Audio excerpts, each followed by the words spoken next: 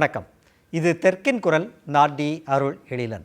திமுக இளைஞரணி தலைவரும் எதிர்க்கட்சி தலைவருமான உதயநிதி அவர்களின் கைது, தமிழ்நாடு பட்ஜெட், காவிரி நீருரிமை என அனைத்திலுமே அம்பலப்பட்டு நிற்கிறது முதலமைச்சர் விஜய் அவர்களுடைய அரசு. இது தொடர்பாக நம்மோடு பேசுவதற்காக செந்தில்வேல் அவர்கள் இணைந்துள்ளார். அவரோடு பேசுவோம். வணக்கம். வணக்கம். உதயநிதியோட கைது இந்தியா முழுக்க விவாதிக்கப்பட்டிருக்கு, சாதகமாகவும் பாதகமாகவும். ஆனால் அவரோட விடுதலை செய்யப்பட்ட விதமும் கைது செய்யப்பட்டதற்கும் விடுதலை செய்யப்பட்டதற்கும் இடையிலான ஒரு 8 மணி நேரம் இருக்குல்ல, இந்த 8 மணி நேரம்ங்கிறது அதில் ரொம்ப முக்கியமானதாக இருக்குது. இந்த கைதை எப்படி பார்க்குறீங்க? இல்லை, அவர் ஸ்டைலில் சொன்னால் இது ஒரு காமெடின்னு அவர் சொல்கிறாரு. ஆனால் நான் இது பன்னெடுங்காலமாக திமுகவிற்கு எதிராக நடத்தப்பட்ட சதி, காமெடி கிடையாது. பன்னெடுங்காலமாக திமுகவிற்கு எதிராக நடத்தப்பட்டு வந்த ஒரு சதியினுடைய நிச்சயம் தான் பார்க்குறேன். ஒரு விஷயத்தை அவங்க கன்வே பண்ணணும்னு நினைச்சாங்க. வரலாற்றில் எந்த இடத்திலும் காவிரி நீர் கேட்டு உதயநிதி ஸ்டாலின் இப்படியான ஒரு பெரிய போராட்டத்தை தமிழினத்திற்காக, தமிழ் சமூகத்திற்காக, தஞ்சை மாவட்ட மக்களுக்காக, டெல்டா பகுதிக்காக செய்தார் என்பது பதிவாகிவிடக்கூடாது. அதில் அவங்க கான்சியஸாக இருக்காங்க. அப்போ அதை எப்படி மடை மாற்றுவது அப்படின்னு வருகின்ற பொழுதுதான் அந்த லைவை நானும் பார்த்தேன் தோழர். வீட்டில் இருந்தால் நான் பார்த்தேன். எதுவுமே எனக்குலாம் தோணலை. இவர்களுடைய சிந்தனையில் இருந்த ஆபாசம்.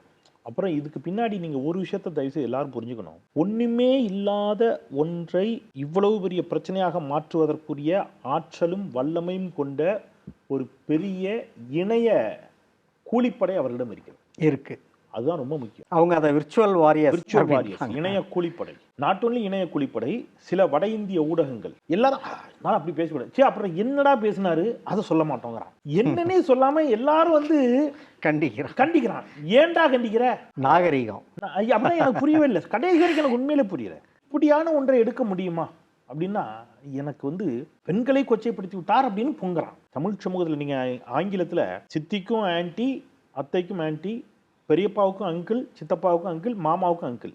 தமிழ் சமூகத்தினுடைய உறவுகளே எவ்வளவு அற்புதமான உறவுகள், வார்த்தைகள் இல்லையா? அக்கா, தங்கை, அண்ணி, நாத்தனார், ஒவ்வொன்றும் ஒவ்வொரு இவ்வளவு வார்த்தைகள். அப்போ ஒவ்வொரு உறவுக்கும் இங்க ஒரு பாண்டிங் இருக்கு, ஒரு வேல்யூ இருக்கு. ஒரு அக்கான்னா அக்கா தான், தங்கச்சின்னா தங்கச்சி தான். அக்காவையும் தங்கச்சியையும் உங்களால் கற்பனையில் கூட, கனவில் கூட என்னவா செய்ய முடியாது. மனைவியாவோ வேற ஏதாவோ காதலியாகவோ பார்க்க முடியாது. ஆனால் விஜயனுடைய ரசிகைகள் வெளிப்படையாக அக்காவாகவும் இருப்போம், தங்கச்சியாகவும் இருப்போம், பொண்டாட்டியாகவும் இருப்போம்னு சொன்னாங்கல்ல. அதுதான்டா உண்மையிலே தமிழ் சமூக பெண்களை கொச்சைப்படுத்தியது. அதுக்கெல்லாம் கோவப்பட்டிருக்கணும். எனக்கு இங்க கான்செப்டே புரியலைங்க. உண்மையிலே எனக்கு புரியல இங்க என்னடா நடக்குது. அப்போ ஒரு விர்ச்சுவல் வாரியர்ஸ் இருந்தால் இங்க என்ன வேணாலும் பண்ணலாம். வேங்கை வேல் விவகாரத்திற்கு கொதித்தெழுந்த எந்த ஒரு சமூக செயற்பாட்டாளர்களையும் காணும். நிச்சயமா. எல்லாரும் எங்க இருக்கிறீங்க? ஆமாம், இன்னொன்று உங்களுக்கு ஞாபகப்படுத்துகிறேன். தோழர் திருமாவளவன் அவர்கள் இந்த கூட்டணிக்குள்ளே போன பிறகு ஒரு பேட்டி கொடுக்கும்போது சொல்கிறாரு, வேங்கவேல் விஷயத்தில் திமுக கூட்டணியில் நாங்கள் இருந்ததால் பழி சுமந்தோம் அப்படின்னு சொன்னார். இப்போ கைது பண்ணியிருக்கலாமே. அப்போ இந்த கேள்வி வரும். அப்போ வேங்கவேலை நீங்கள் கண்டிக்கலையானா, வேங்கவேல் ஒரு மனித அவலம். அதை நம்ம எல்லோரும் சொல்கிறோம். நிச்சயமா. அதற்கான குற்றவாளிகள் கடுமையாக தண்டிக்கப்படணும். அதையும் உறுதியாக சொல்கிறோம். அரசு அன்றைக்கு எடுத்த நடவடிக்கைகளை நம்ம ஒரு பக்கம் வைக்கிறோம். ஆனால் அப்படியான ஒன்று நடக்காமலேயே தடுத்திருக்க வேண்டும் அரசு என்ற அளவிற்கு கூட பலரும் வாதங்களை வச்சாங்க. அந்த வாதத்தில் இருக்கக்கூடிய உணர்வுகளை கூட நான் புரிந்து மதிக்கிறேன்.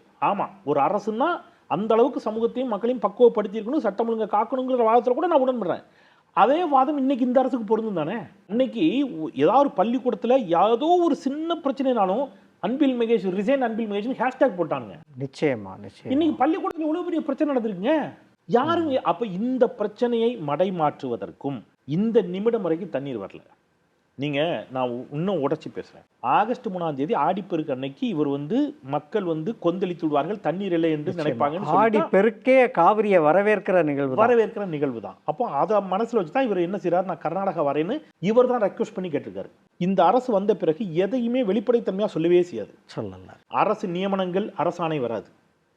முதலமைச்சருடைய பயணங்கள் வெளியில தெரியாது. எல்லாமே செவிவழி செய்தியா கசிய விடுவாங்க என்று தகவல் அப்படி கசிய விடுறது சொல்லப்படுகிறது. அது ஏன் கசிய விடுறாங்கன்னா, வரவேற்கப்பட்டால் அதை அப்படியே கொண்டு போவோம், எதிர்த்தாங்கன்னா அப்படியே டிராப்ல விட்டுருவோம். அது ஒரு மலினமான அரசியல். யாரு கசிய விடுவா சார்? அவங்க தரப்புலேயும் தான், கவர்மெண்ட் தரப்புல, அரசு தரப்புலேயும் தான். ஓகே, நீங்க இந்த விஷயத்த சொன்னாரு, வேளாண் அமைச்சரே சொன்னாரு. வேளாண் அமைச்சர் அவர் போறாருங்கிறாரு, இன்னொரு அமைச்சர் அவர் போலேன்னாரு. ஒரே 2 அமைச்சர்கள் வேற பதில சொன்னாங்க. இப்போ ஆகஸ்ட் 3 அவர் போறாருங்கிறாரு. இப்போ அவரு நான் ஹெலிகாப்டர் ரெடி பண்ண, எல்லாம் ரெடி பண்ணேன்னாரு. இதுக்குள்ள என்ன டிராமா நடந்துச்சுன்னா, ஆடிப்பெருக்குக்கு தண்ணி வரலைன்னா மக்கள் கோவப்படுவாங்க, நம்ம போயிடுவோம். போய் நம்ம வந்து தண்ணி கொடுங்கன்னு கேட்டோம்னா வானிலை அறிக்கை அடுத்த சில நாட்களில் கர்நாடக நீர்பிடி பகுதியில் மழை பெய்ய இருக்கிறது அப்படின்னு வருது. இப்போ இவர் என்ன திட்டம் போட்டார் அப்படின்னு கேட்டா, நம்ம போய் தண்ணி கேட்குற மாதிரி கேட்டோம்னா எப்படி மழை பெய்யும், தண்ணி வந்துடும். விஜய் நான் போய் பேசி தண்ணி வாங்கிட்டு வந்துட்டாருன்னு கையோட வாரியர்ஸ் வச்சு கையோட தண்ணியை தூக்கிட்டு வந்துட்டாரு. கையில கொண்டு வந்து அப்படியே எங்க இதுல அப்படி கொண்டு வந்து இதுல மேட்டூர் டேம்ல கொட்டிட்டாரு அப்படிங்கிற மாதிரி தான் பேசணும்னு நினைச்சாங்க. இது அவருக்கு புரிஞ்சு, டிகே சிவகுமாருக்கு இது புரிஞ்சிச்சு. இவர் வந்துட்டு போன நேரம் மழை பெய்யும், நம்ம தண்ணி திறந்து விடுவோம், அங்க இருக்கிறவங்க பிரச்சனை பண்ணுவோம், எங்க மழை வந்துருமோன்னு. சிவகுமார் என்ன நினைப்பாருன்னா, விஜய் வந்தாரு தண்ணி கேட்டாரு சிவகுமார் கொடுத்துட்டாரு அப்படின்னு அங்க இருக்கிறவங்க சிவகுமார் குடைச்சல் கொடுப்பான்னு பயந்து போய் அவர் என்ன சொல்லிட்டாரு, நீங்க நல்லா இருப்பீங்க இப்ப வராதீங்க. இந்த டிராமா 2 நடக்கு. இதுக்கு மத்தியில் உளப்பூர்வமாக உள்ள சுத்தியோடு காவிரி மேலாண்மை ஆணைய உத்தரவை அமல்படுத்த சொல்லி கேட்டு கர்நாடக காங்கிரஸ் அரசுக்கு அழுத்தம் கொடுக்க சொல்லி தமிழ்நாடு அரசையும் தண்ணீர் திறந்து விட மறுக்கும் கர்நாடக காங்கிரஸ் அரசாங்கத்தையும் இதில் உறுதியான நடவடிக்கை எடுக்க தயங்குகின்ற ஒன்றிய பாசிச பாஜக அரசையும் கண்டித்து திமுகவுடைய இளைஞரணி செயலாளர் சட்டப்பேரவையினுடைய எதிர்க்கட்சி தலைவர் ஒரு ஆர்ப்பாட்டத்தை தலைமை தாங்கி நடத்துகின்ற பொழுது இவங்க 2 பேருடைய டிராமாவும் அங்க எக்ஸ்போஸ் ஆயிடுச்சு. அதே ஆகஸ்ட் 3ஆம் தேதி இவர் அங்க போய் ஆர்ப்பாட்டம் பண்றாரு. விஜயால இதை பொறுத்துக்கே அந்த பயணம் தடைபடுது. உதயநிதியோட போராட்டத்தால பயணம் தடைபடுறது இல்ல. ஆகஸ்ட் 3ஆம் தேதி எல்லா சேனலையும் பிரேக்கிங் நியூஸா விஜய் இருப்பாருன்னு விஜய் நினைச்சாரு. ஆனா ஆகஸ்ட் 3ஆம் தேதி எல்லா சேனலுடைய பிரேக்கிங் நியூஸாவும் உதயநிதி மாறி போனாரு. இவரோட காஞ்சிபுரம் ஷூட்டிங் வந்து எடுபடல. இந்த வைத்தறிச்சல் இவர் போய் அட்டிக்கிறாரு. அதுவும் என்ன அடி திருட்டு லாட்ரி அமைச்சர், போதை அமைச்சர், கட்ட பஞ்சாயத்து அமைச்சர், டம்மி முதலமைச்சர், பொம்மை அரசு. அவர் அட்டிக்கிற அட்டி வந்து பொழிச்சு இருந்துச்சு. புளிய வார வச்சு அட்டிச்ச மாதிரி இருந்து பதறாங்க. அப்போ இது எல்லாத்தையும் டைவர்ட் பண்ணி இது அடுத்த நாள் விவாத பொருளா கிட்டத்தட்ட விஜய் பாணிலேயே அவர் அடிச்சாரு. அவருக்கு புரியுற மொழியில் வேணா சொல்லணும். ஆமா நிச்சயம் இல்லையா. ஆனா விஜய் பாணியில் அவர் கெட்ட வார்த்தை பேசல.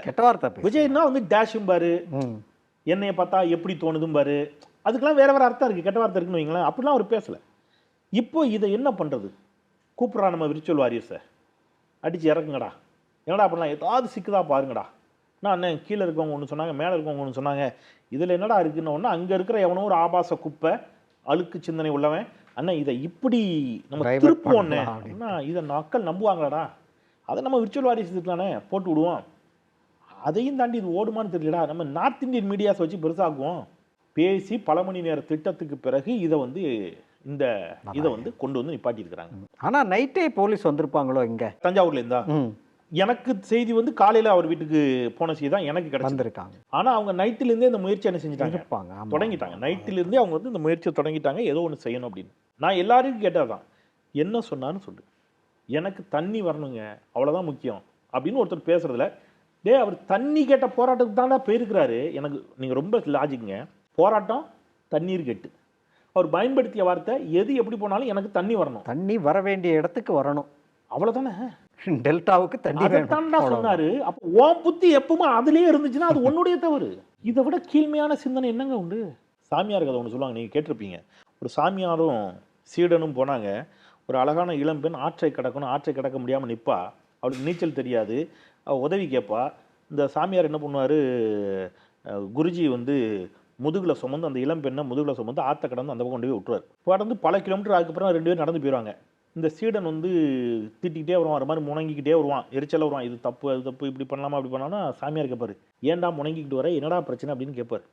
இல்லை ஒரு இளம்பெண்ணை வந்து ஒரு சாமியார், நீங்கள் துறவி, இளம்பெண்ணை தொடுவது சரியா, அவளை தூக்கி முதுகில் சுமந்து கொண்டு வந்தீங்களே இது சரியா, அந்த இளம்பெண்ணை நீங்கள் சுமக்கலாமா அப்படின்னு கேட்டவுடனே, நான் அவளை அப்போவே அங்கேயே இறக்கி விட்டேன்டா, நீ இன்னும் சுமந்துட்டு இருக்கியாடான்னு கேட்பார். நான் அங்கேயே இறக்கி விட்டுட்டேன், நீ தாண்டா இன்னும் சுமந்துக்கிட்டு வர்ற. அந்த மாதிரி அவர் சொன்னது காவிரி தண்ணிய. ஆனா அவருக்கு அச்சம் அப்பயே வந்திருக்கு. இந்த இவர்களுடைய மூளை அழுக்கு படிந்த மூளை, ஆபாச மூளைன்னு தெரிஞ்சுதான் பட்டுன்னு என்ன செய்யறாரு, நான் காவிரி தண்ணியை தாண்டா கேட்கறேன்னு எக்ஸ்பிளைன் பண்ணிட்டாரு. அதுக்கப்புறமா என்ன செய்யறான், அதை வந்து பிரச்சனை ஆக்குறான். அப்படின்னா நாட்டில் நிலவ கூட பிரச்சனைகளை டைவர்ட் செய்யணும். வந்த பிரச்சனையை டைவர்ட் பண்றது மட்டுமல்ல, வரப்போற பிரச்சனைகளை டைவர்ட் பண்றது இதுக்குள்ள இருக்கு. வரப்போற பிரச்சனை நான் சொல்றது, அடுத்த நாள் இந்த நிகழ்வுக்கு அடுத்த நாள் சட்டப்பேரவையில நிதிநிலை அறிக்கை. நிதிநிலை அறிக்கையில நான் 2-3 சேனல் பேட்டியில் சொன்னதுதான், வீடியோவில் சொன்னதுதான். நிதிநிலை அறிக்கை எப்படி இருந்துச்சுன்னு கேட்கும்போது நான் சொன்னேன், இந்த ஆர் சுந்தரராஜன் ஒரு படத்தில் சொல்லுவார், இந்த ஒரு பேப்பரை கொடுத்து அதில் ஒன்றும் இல்லை தூரப்புற்று அப்படிம்பாரு. அந்த மாதிரி தான் இருக்குது. ஃபுல்லாக வெட்டிங்கிற ஸ்டிக்கரை ஒட்டி ஒன்றும் இல்லை. இன்னும் கொஞ்ச நாளில் நீங்கள் காமெடியாக நான் சொல்கிறத எடுத்துக்காங்க, நான் சீரியஸாக சொல்கிறேன். வெற்றி நவீன சுடுகாடு, வெற்றி நவீன கட்டண கழிப்பிடம், வெற்றி கழிவு நீர் அகற்றும் நிலையம், இதெல்லாம் வரப்போகுது. கூட்டணி கட்சி தலைவர்கள்லாம் ரொம்ப வரவேற்கிறாங்களே. அதாவது நான் இப்படி சொல்கிறேனே, நான் அவங்க எல்லாம் பேச விரும்பலை, நான் பொதுவாக சொல்கிறேன். நான் அவங்கள விமர்சித்தால் அது ஏற்புடையதாக இருக்காது. ஏன்னா அவங்க இன்றைக்கு தாவேகா கூட்டணி இருக்கக்கூடிய எல்லா தலைவர்களும் இந்த சமூகத்திற்கு ஏதோ ஒரு விதத்தில் ஒரு பெரும் பங்காற்றியவர்கள், அதில் மறுக்கிறதுக்கு ஒன்றும் இல்லை. ஆனால் நான் இப்படி சொல்கிறேன், இவர்கள் இன்றைக்கு தாவேகா கூட்டணியில் இருக்கிறார்கள் என்பதே அதை விட கடுமையாக விமர்சிப்பதற்கு வேறு எதுவும் வேணுமா அப்படின்னு கேட்குறேன். அதை விட உங்களுக்கான உங்கள் உயரத்திற்கு அதை விட குறைவான ஒன்று இருக்குமா அப்படிங்கிறத அவங்க தான் சிந்திச்சு. நிச்சயமா இந்த பட்ஜெட்டில் அறிவிக்கப்பட்ட பல்வேறு அறிவிப்புகள் ஒரு தெளிவின்மை இருக்குது அப்படின்னு பலரும் ரொம்ப டீட்டெயிலாக சுட்டி காட்டுறாங்க. உதாரணத்துக்கு அந்த திருமணம் ஆகிறவங்களுக்கு தங்கம் போடுறதெல்லாம் கடுமையான குழப்பம் இருக்குது, நிதி பற்றாக்குறை இருக்குது, ஆடு வளர்ப்பு எல்லாத்துக்கும் இருக்குது. பள்ளி கல்வித்துறைங்கிறது நம்மளோட திராவிட மாடலோட, திமுகவோட, திராவிட இயக்கத்தோட பள்ளிக்கல்வி அப்படின்றது தான் அதோட ஹார்ட்கோர் இதாக இருக்கும். அதுக்கு நிதியை குறைச்சிருக்காங்க. அன்பில் மகேஷ் கல்வித்துறை பள்ளிக்கல்வித்துறை அமைச்சராக வந்தப்போ ஒரு கொரோனாவுக்கு பிந்தைய ஒரு பெரிய வீழ்ச்சி இருந்தது. அதை சரி கட்டி தான் இது பண்ணாங்க. இப்போ எப்படி பார்க்குறீங்க நீங்கள் பள்ளிக்கல்வித்துறையில்? திமுக ஆட்சி பொறுப்பேற்ற போது 2021 2022 ஆண்டு ஒதுக்கீடு செய்யப்பட்ட நிதி 32,599.54 கோடி. அடுத்த ஆண்டு 36,895 கோடி ஏறுது.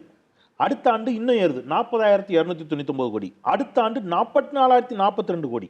அடுத்த ஆண்டு 46,767 கோடி ஏறுது. இடைக்கால பட்ஜெட்ல இந்த 2026-2027க்கான இடைக்கால நிதிநிலை அறிக்கையில் 48,534 கோடி. நான் இடைக்கால பட்ஜெட்டை கூட விட்டுறேன். கடைசி அடுத்த பட்ஜெட் எடுத்தீங்கன்னா கூட முழு ஆண்டுக்கான ஒரு ஆண்டுக்கான பட்ஜெட் எடுத்தால் கூட 46,767 கோடி ஒதுக்கீடு செய்யப்பட்டது திமுக ஆட்சியில். இவங்க 44,527 கோடி ஒதுக்கீடு செய்திருக்காங்க. மோர் தென் 2,000 crores என்ன செஞ்சுட்டாங்க, பள்ளி கல்விக்கு கட் பண்ணிட்டாங்க. இதை வச்சுட்டு நீங்க என்ன தரமான கல்வியை நீங்க எப்படி கொடுக்க போறீங்க? இப்ப இதுக்கு பின்னாடி உள்ளபடியே சொல்றேன், இது வெறும் நிதி குறைப்பல்ல. நான் தொடர்ச்சியா சொல்லிட்டு வரேன், பல தொலைக்காட்சி சொல்லி இதனால என்ன பாதிப்பு ஏற்படும்? ரெண்டு நடக்குங்க. ஒன்று, இந்த அரசு தாவேகா அரசு தனியார் பெரு முதலாளிகளுக்கு ஆதரவாக செயல்படுகிறதுங்கிற குற்றச்சாட்டை நான் தொடர்ந்து சொல்லிட்டு வரேன். சிபிஎஸ்சிக்கு ஆதரவா? அது சிபிஎஸ்சி மெட்ரிகுலேஷன் ஸ்கூல்ஸ் எதுவாக இருந்தாலும் தனியார் பள்ளிகளை ஊக்குவிப்பது. அப்ப தனியார் பள்ளிகள் எப்போ ஊக்குவிக்கப்படும்? அரசு பள்ளிகளினுடைய எண்ணிக்கை குறைஞ்சாதான் அரசு பள்ளிகள் மூடப்படுகின்றன இந்த ஆட்சியில் வந்த பிறகு. நிச்சயமா ஒரு பக்கம் அரசு பள்ளிக்கு மேற்பட்ட பள்ளிகள் மூடிட்டாங்க. அப்போ ஒரு பக்கம் அரசு பள்ளிகளை மூடுறீங்க, அரசு பள்ளிகளுக்கான நிதிகளை குறைக்கின்ற பொழுது அரசு பள்ளிகள் மூடுவது இன்னும் அதிகரிக்கும். அரசு பள்ளிகளுடைய தரம், அன்பில் மகேஷ் ஒரு வார்த்தை சொல்லுவார், அரசு பள்ளிகள் என்பது அவமானத்தின் சின்னம் அல்ல, அது பெருமையின் அடையாளம் அப்படின்னு சொல்லுவார். அதற்கு ஏற்ற மாதிரி அவர் பண்ணியும் காட்டினாரு. என்ன செஞ்சாங்க அப்படின்னா, கடந்த திமுக அரசு சாமானிய அரசு பள்ளி மாணவ மாணவிகள் ஜெர்மனி, துபாய், சிங்கப்பூர் போன்ற பல உலக நாடுகளுக்கு, ஜப்பான் போன்ற நாடுகளுக்கு கல்வி சுற்றுலாவுக்கு அழைத்து செல்லப்பட்டார்கள். பழங்குடியின மாணவிகள் ஐஐடி ஐஎம்முக்குள்ள அழைத்து செல்லப்பட்டார்கள். அப்போ நான் முதல்வன் திட்டம், தமிழ் புதல்வன் திட்டம், புதுமை பெண் திட்டம் போன்ற திட்டங்களின் மூலம் அரசு பள்ளி மாணவர்கள் எம்பவர் பண்ணப்பட்டாங்க. இதனுடைய விளைவு அரசு பள்ளியிலேயே மாணவர் சேர்க்கை பன்மடங்கு அதிகரிச்சுது. ஒரு இடத்துல கவர்மெண்ட் ஸ்கூல்ஸ் இருக்கு சார், இன்னொரு இடத்துல பிரைவேட் ஸ்கூலும் இருக்குன்னா, கவர்மெண்ட் ஸ்கூலுக்கு போறவங்களுடைய எண்ணிக்கை அதிகரிக்கும் போது ஆட்டோமேட்டிக்கா யார் பாதிக்கப்படுறா? தனியார் பள்ளி பாதிக்கப்படுது. இப்ப இவன் எல்லாரும் சேர்ந்து என்ன செஞ்சுட்டான்? பழிய போடுறான். யார் மேல? அன்பில் மகேஷ் மீதும் இதுக்கு முன்பு இருந்த கல்வித்துறை மீதும். இவங்களெல்லாம் அப்படி பண்ணிட்டாங்க, இப்படி பண்ணிட்டாங்க, ஊழல் பண்ணிட்டாங்க. ஏன்னா இவன் பாதிக்கப்பட்டிருக்கான். அதாவது இடைநிற்றல் இருந்தது. இவர் வரும்போது அதை குறைச்சி சீரோ ஆகிட்டாரு. இந்த வருஷம் சீரோ, போன வருஷம் ரொம்ப கம்மியா இருந்துச்சு, 11 விழுக்காட்டுக்கு மேல இருந்ததை குறைச்சி இந்த ஆண்டு சுழியத்தில் கொண்டு வந்து விட்டாங்க. கடந்த கடைசியா திமுக ஆட்சியில அதுக்கான சர்டிபிகேட்டை யார் வாங்கிக்கிறா? இந்த அரசு வாங்கிக்குது.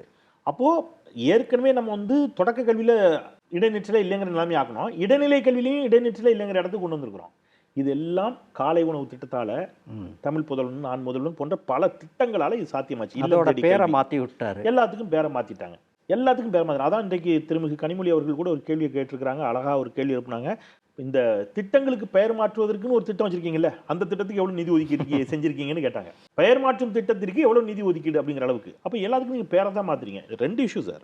ஒன்று, பள்ளிக்கல்வியை சீரழிப்பது, அதனால நீங்க நிதியை குறைக்கிறீங்க. தனியார் முதலாளிகளை அதிகரிப்பது, இது மின்சாரத்துறையிலும் தனியார் முதலாளிகளை அதிகரிப்பது தான். அதற்காகத்தான் திட்டமிட்டு மின்தடை ஏற்படுத்தப்பட்டுச்சு அப்படின்னு நான் இன்னைக்கு சொல்லலை, இந்த அரசு வந்ததுலேயும் சொல்லிட்டு இருக்கேன், பல பேட்டிகளை சொல்றேன். திட்டமிட்டு மின்தடை ஏற்படுத்தப்படுவது தனியாருக்கு கொடுப்பதற்காக.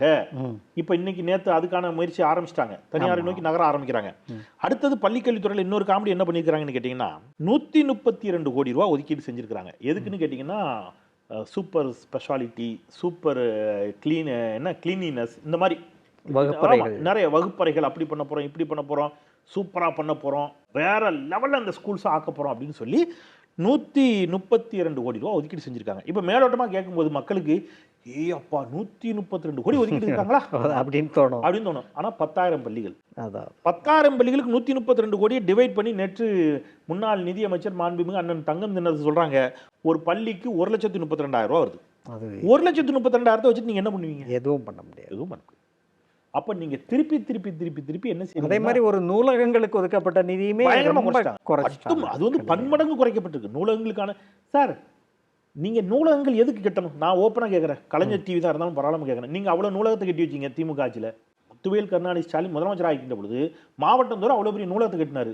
அவன் தியேட்டருக்கு ஓட்டு போட்டானா, லைப்ரரிக்கு ஓட்டு போட்டானா? தியேட்டருக்கு தான் ஓட்டு போட்டான். அப்ப இந்த அரசு தெளிவா இருக்கு, இவனை லைப்ரரிலாம் கட்டி படிக்க வச்சுட்டா இவன் சிந்திக்க ஆரம்பிச்சிருவான். சிந்திச்சுட்டா நமக்கு ஆபத்து. தலைமைச் செயலகத்திலே முதலமைச்சர் என்ன செய்யறாரு? சொல்லும் போது கோவப்பட்டாங்க, எதிர்கட்சி தலைவர் சொன்ன உடனே ஐயோ கொச்சைப்படுத்தி விட்டாருன்னு அப்படின்னாரு. இன்னும் சினிமா ஷூட்டிங் நடத்துறீங்களான்னு கேட்டாங்க. அது ஆக்சுவலி உங்களுக்கு நான் இப்போ சொல்றேன், சீரியஸாக சொல்றேன், மற்ற எல்லாத்தையும் குறைவாக பேசிட்டாரு. சபாநாயகர்கிட்ட கேட்டா தெரியுமா, நான் ஒரு ஆக்ஷன் பண்ணிக்கலாம், அது சபாநாயகருக்கான செய்தி அல்ல, அது சபாநாயகருக்கான செய்தி அல்ல, அது யாருக்கான செய்தி? கேமராமேனுக்கான செய்தி. அலர்ட்.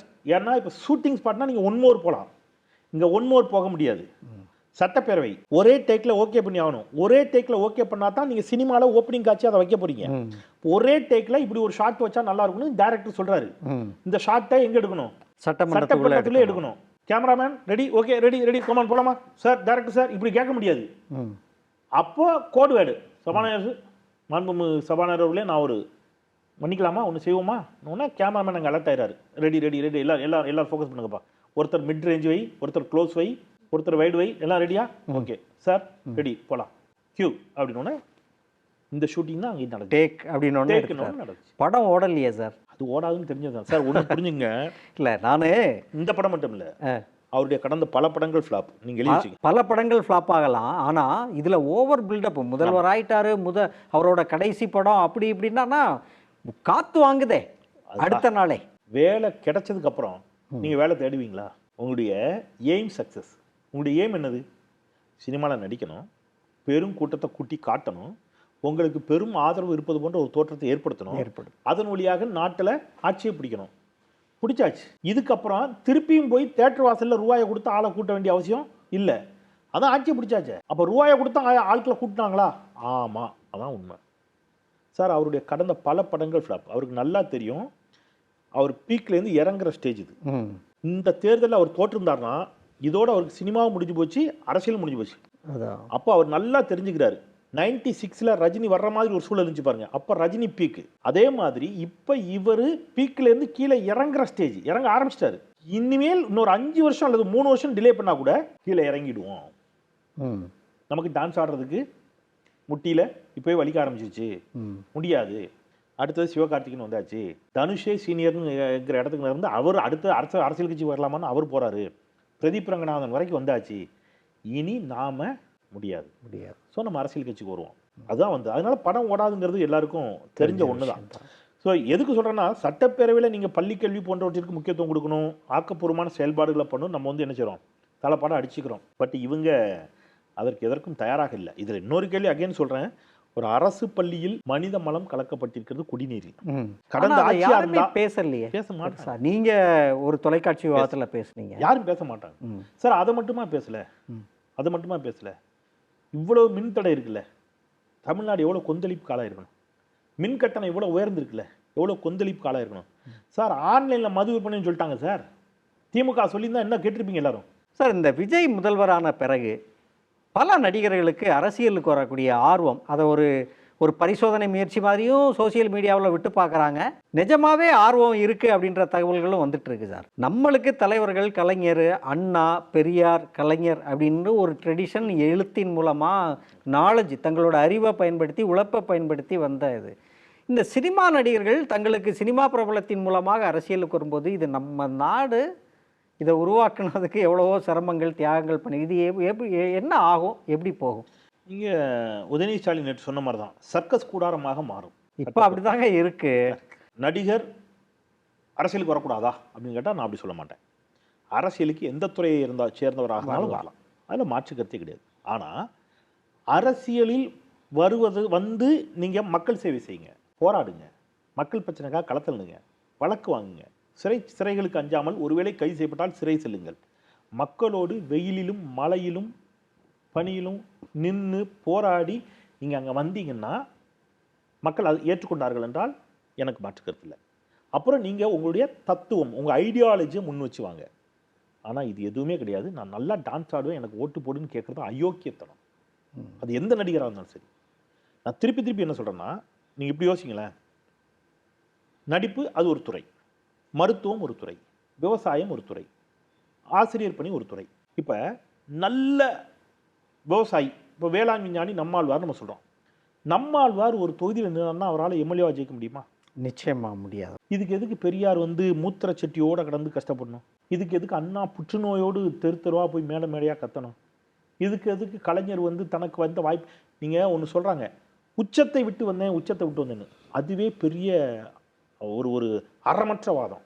எது தெரியுமா? நீங்கள் உச்சத்தை விட்டுட்டு வரல, எல்லா சுகங்களையும் நான் சொல்கிறது பொருளாதார அடிப்படையில் எல்லா விதமான பொருளாதார பலன்களையும் அடைந்த பிறகு, தன்னிறைவடைந்த பிறகு, இனி உங்களுக்கு சம்பாத்தியமே தேவையில்லைங்கிற இடத்துல பணத்தை சேர்த்துக்கிட்டு உங்களை சேஃப்டி ஆக்கிட்டு சேஃப் ஜோனில் நீங்கள் இருக்கீங்க. இப்போ சேஃப் ஜோனில் இருக்கும்போது இனி உங்களுக்கு ஒருவேளை அரசியலுக்கு தோத்தாலும் கவலை இல்லை, ஜெயிச்சாலும் கவலை இல்லை. ஜெயிச்சா முதலமைச்சராகும், தோத்தா நம்ம பேசாமல் வீட்டில் போய் படுத்துக்கலாங்கிற வரீங்க. இது அல்ல தியாகம். தியாகம் எது தெரியுமா? அண்ணா டிகிரி முடித்தார். அன்னைக்கு தேதிக்கு டிகிரி முடித்தவங்களுக்கு அரசு வேலை தங்க தாம்பாளத்தில் வச்சு வரும். அவர் குடும்பத்தில் வறுமை, பெரிய செல்வந்தர் குடும்பம் கிடையாது. பெரியார் கேட்குறாரு, சர்க்கார் உத்தியோகத்துக்கு போறியா இல்லை என்ன செய்ய போகிற? இல்லை, நான் பொது வாழ்விற்கு வரப்போகிறேன். உங்களோடு சேர்ந்து இந்த சமூக அழுக்குகளை துடைத்தெறிய நான் உழைக்க காத்திருக்கிறேன். நான் சர்க்கார் உத்தியோகத்துக்கு போய் நான் என் குடும்பம் என் பொண்டாட்டி பிள்ளைன்னு இருக்க நான் விரும்பலைன்னு சொல்லிட்டு அண்ணா வந்தபோது, அண்ணா திமுக ஆரம்பிப்போன்னு நினச்சி வரல, எம்எல்ஏவும் நினைக்கல, முதலமைச்சராகவும் நினச்சி வரல. பெரியாரை கொள்கை தலைவராக ஏற்றுக்கொண்டு வந்தார். நீங்கள் எல்லாம் இருக்கும்போது விட்டுட்டு வர்றதெல்லாம் சார் வீரம். எதுவுமே இல்லாத போது நாட்டு மக்களுக்காக வந்தாங்கல்ல, அதுதான் தியாகம், அதுதான் வீரம். கலைஞர் அதை செய்தார். சேலம் மாடர்ன் தியேட்டர்ஸில் இதை நெல்லை ஜெயந்தா பதிவு பண்ணியிருக்காரு. அந்த புத்தகமே இருக்குது. நான் இதை மிகைப்படுத்தலை. இன்னைக்கு 2026, அன்னைக்கு 10,000 ரூபாய் சம்பளம் தாரேன்னு சொன்னாராம் கலைஞருக்கு. எவ்வளவு? 10,000 ரூபாய் சம்பளம் தாரேன், நீ இங்கே வேலை பாரு என்று மாடர்ன் தியேட்டர்ஸ் முதலாளி சொன்னபோது, இல்லை நான் அண்ணாவோடு சேர்ந்து சமூக பணிக்காக செல்லுகிறேன் என்று சொல்லி அன்னைக்கு வந்த பணத்தை வேண்டான்னு விட்டுட்டு வந்தது தான் தியாகம். அதுதான் அரசியல். நீங்கள் அப்படி வர தயாரா? யாராவது நீங்கள் நடித்து நல்லா சம்பாதிச்சு எல்லாம் செட்டில் ஆன பிறகு என்னப்பா பண்ணலாம் அப்படின்னு ரிட்டைர்மெண்ட் லைஃப்பில் சரி ஓகே கொஞ்சம் அரசியலுக்கு போய் பார்ப்போமா தன் இளமை வாழ்க்கையை தொலைத்து சிறைச்சாலையில் இருந்தாங்கல்ல, அதுதான் தியாகம். ஸ்டாலின் அவருக்கு திருமணமாகி துர்காமா வயதில் குழந்தை இருக்கும்போது இவரை பிடிச்சி ஜெயிலில் போட்டாங்கல்ல. திருமணமான சில மாதங்களில் ஒரு சிறைச்சாலைக்கு போனார் பாருங்க மிசாவுக்காக, அது தியாகம். நிச்சயமா ஒரு சிறந்த உரையாடலாக இது அமைஞ்சது. ரொம்ப நன்றி.